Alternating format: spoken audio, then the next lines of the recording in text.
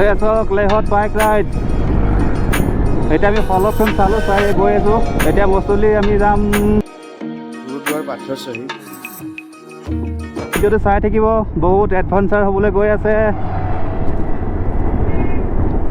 ইয়াৰ ৰাস্তাবিলাক যিমান দেখিবলৈ সুন্দৰ হয় কিন্তু আচলতে কি হয় লাডাখৰ পাহাৰবিলাক আপুনি দিনৰ পোহৰত যিটো সুন্দৰ হয় সেইটো ৰাতি হৈ গ'লে কিন্তু তাতকৈ বহুত খাতৰনাক হৈ যায় ইয়াৰে যিটো অক্সিজেন লেভেলটো বহুতেই কম আৰু ৰাতি হোৱাৰ লগত ঠাণ্ডাৰ বহুত বাঢ়ি যায় চ' এডভেঞ্চাৰ কৰিবলৈ হ'লে অলপ কষ্ট সহ্য কৰিবই লাগিব আৰু লাইফত কি আছে ইমান ইজিকৈ লাইফটো নহয়তো চব ৰাস্তা নেকি আৰু ভাল ৰাস্তা নাই গৈ দেখোঁ আৰু ধুনীয়া ৰাস্তা থাকে তো গোটেই ৰাস্তাটো ইয়াতে ভিডিঅ' কৰি নিওঁ বুলি ভাবোঁ কিন্তু কি হ'ব আৰু উপায় নাই গোটেই ৰাস্তাটো নিব নোৱাৰি তো চব যিখিনি পাইছোঁ দেখাইছোঁ আপোনালোকক কিমান সুন্দৰ ভিউ জীৱনত ফাৰ্ষ্ট টাইম এনেকুৱা নাজাৰা কেতিয়াও দেখা নাই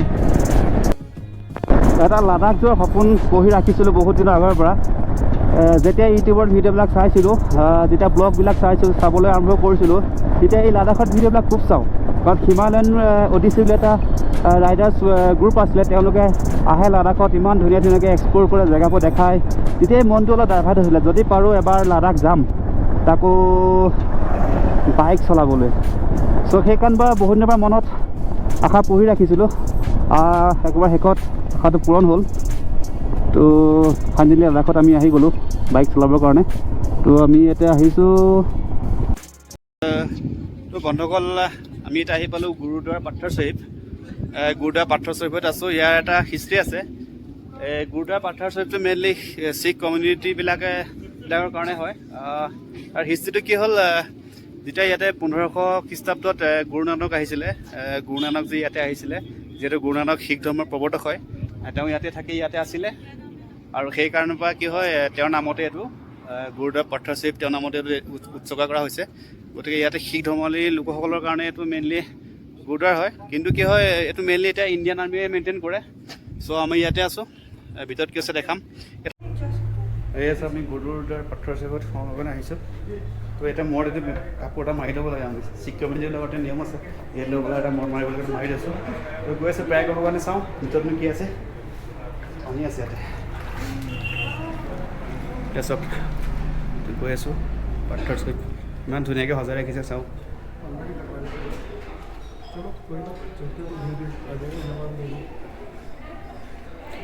গুৰুদ্বাৰা পাথৰ চাহিব মেইনলি শিখ কমিউনিটিবিলাকে এইটো মানে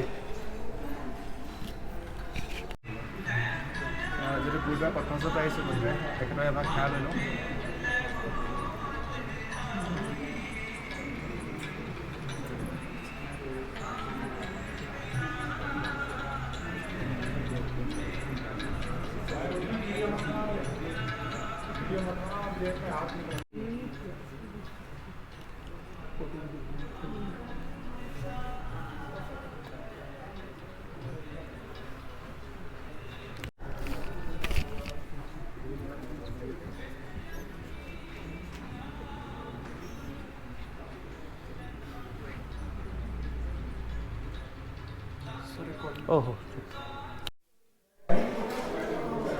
এয়া আমি এতিয়া লংগৰ আহিছোঁ লংগৰ বুলি কয় ন প্ৰসাদ লৈছোঁ এতিয়া প্ৰসাদ খাম ইয়াত চব বহুত ৰাইজে প্ৰসাদ খাই আছে ইণ্ডিয়ান আৰ্মি এইটো চাৰ্ভ কৰে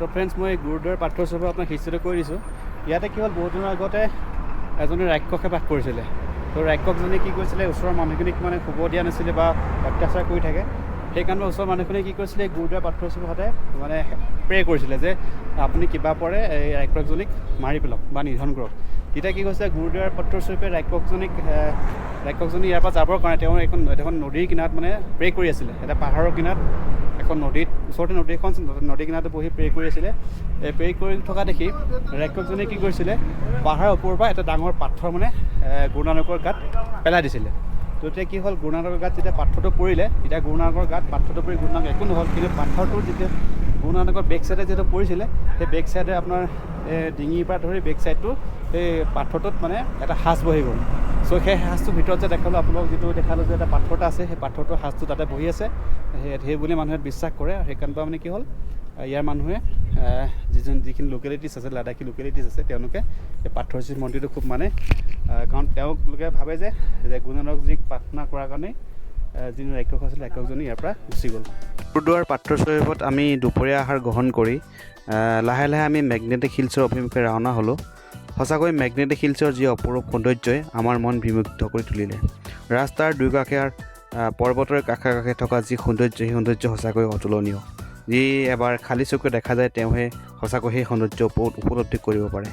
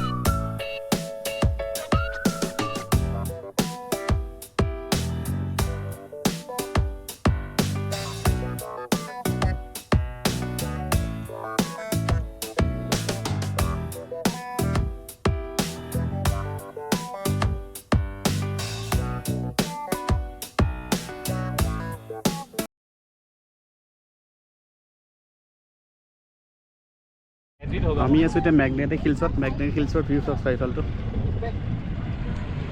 ভেলিটো চাওক না।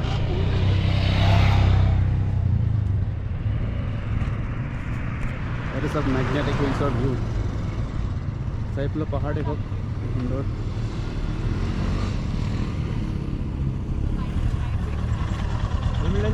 এইটো হ'ল মেগনেটিক হিলছ।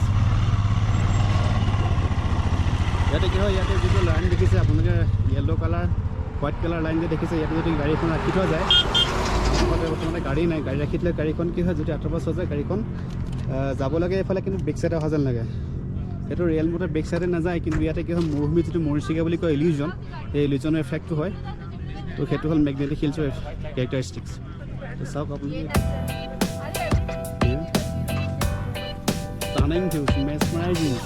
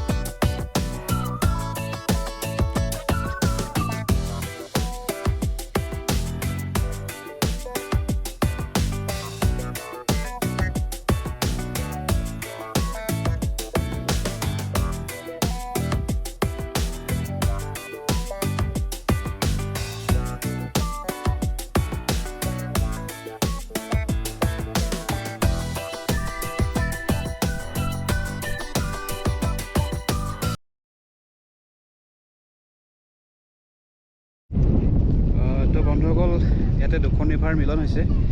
যিখন ৰিভাৰ দেখিছে চফা পানী আছে এখন হ'ল জাংস্কাৰ ৰিভাৰ। তো এখন আহিছে জাংস্কাৰ গ্লেচিয়াৰৰ পৰা ওলাইছে। আৰু যিখন লেতেৰা পানী দেখিছে এখন হৈছে ইণ্ডুছ ৰিভাৰ, এখন ওলাইছে আপোনাৰ তিব্বতৰ পৰা। ইণ্ডুছ ৰিভাৰৰ ওপৰত যিটো সৰবৰাগত আৰু মহেঞ্জোদাৰো চিভিলাইজেশ্যনৰ বহুত এটা হিষ্ট্ৰী আছে, সেইটো আপোনালোকে জানেই। চ' এই দুখন ৰিভাৰ মিলি ইয়াতে কি হৈছে, এইটো সংগম পইণ্ট, দুখন ৰিভাৰতে মিলিছে। আৰু এখন ৰিভাৰ গৈছে ইণ্ডুছ ভেলী নামকৈ আপোনাৰ পাকিস্তানৰ আৰৱ সাগৰ, বহুত দীঘল নদী হয় এখন। তো ইয়াতে আমি আছোঁ, বৰ সুন্দৰ পৰিৱেশ, ধুনীয়া বতাহ মাৰি আছে, আপুনি ভিউ চাওক।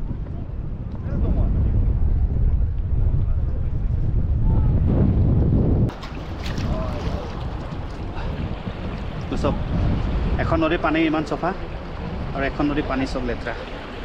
এখন চাওক, এতিয়া দুখন নদীৰ ৰিভাৰ সংগম হৈছে, কনফ্লুৱেঞ্চেছ অফ টু ৰিভাৰ্ছ। চাওক এখন ৰিভাৰ পানী ইমান চফা হৈছে আৰু ইখন ৰিভাৰ পানী লেতেৰা।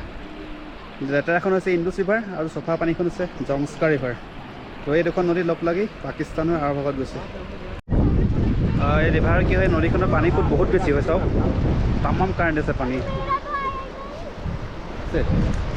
পানী কাৰেণ্ট চাওক না, বহুত কাৰেণ্ট আছে পানী। আৰু এই দুখন নদী লগ লাগি পাকিস্তান হৈ গুচি গৈছে আৰৱ সাগৰলৈ। তো ইয়াতে ভাবিলোঁ মুখখন অকণ ধুই লওঁ, যিহেতু আহিলোঁ ইয়াতে মুখ অলপ ধুই। জাংস্কাৰ আৰু ইণ্ডুছ ৰিভাৰ পানী মুখ ধুইছোঁ দেই। বা পানী ঠাণ্ডা আছে, ঠাণ্ডা।